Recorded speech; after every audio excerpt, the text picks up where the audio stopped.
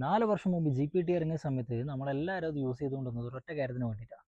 നമ്മൾ ഗൂഗിളിലൊക്കെ സെർച്ച് ചെയ്ത് സമയം കളയുന്നതിന് പകരം നേരെ ഇതിനോട് ചോദിക്കും, ഇതൊരു റിസൾട്ട് തരും. പക്ഷെ ഇന്ന് ഇപ്പം നമ്മളെല്ലാവരും നമ്മുടെ ഒരു പേഴ്സണൽ ഡീറ്റെയിൽസ് അങ്ങോട്ട് കൊടുക്കും. നമുക്കൊരു ഡിസിഷൻ എടുക്കാനുള്ള ഒരു കാര്യം, അല്ലെങ്കിൽ ഒരു സിറ്റുവേഷനിൽ പെടുന്ന സമയത്ത് അതിൽ നിന്ന് ഊരി പോരാനുള്ള ഒരു കാര്യം, ഇതൊക്കെ നമ്മൾ GPTയോട് ചോദിക്കും. അതൊരു റിസൾട്ട് തരും. അതൊരു AI ആണല്ലോ. ആ റിസൾട്ടും വിശ്വസിച്ച് മുമ്പോട്ട് പോയിട്ട് പണി വാളിയ ആൾക്കാരുണ്ടാവും, രക്ഷപ്പെട്ട ആൾക്കാരുണ്ടാവും. ഇറ്റ് ഡിപ്പെൻസ്, ഓരോരുത്തരുടെ സമയം. അങ്ങനെയാണല്ലോ കാര്യങ്ങൾ. അപ്പോൾ കഴിഞ്ഞ ഒരു മാസമായിട്ട് ഞാൻ എൻ്റെ പേഴ്സണൽ ആവശ്യങ്ങൾക്ക് വേണ്ടി AI യൂസ് ചെയ്യാതിരുന്നു. ചുമ്മാ എന്തൊക്കെ മാറ്റങ്ങൾ ഉണ്ടാകുമെന്നൊന്ന് അറിയാൻ വേണ്ടിയിട്ടാണ്. ആദ്യത്തെ ഒരു 1-2 ആഴ്ച ഭയങ്കര ബുദ്ധിമുട്ടായിരുന്നു.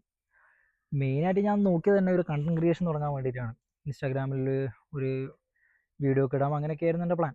അപ്പോൾ അതിനുവേണ്ടി ഞാൻ ആദ്യം GPT, ക്ലൗഡ്, ജെമിനി അങ്ങനെ പലതിനോടും ചോദിച്ചു, കണ്ടന്റ് ഐഡിയാസ് ചോദിച്ചു.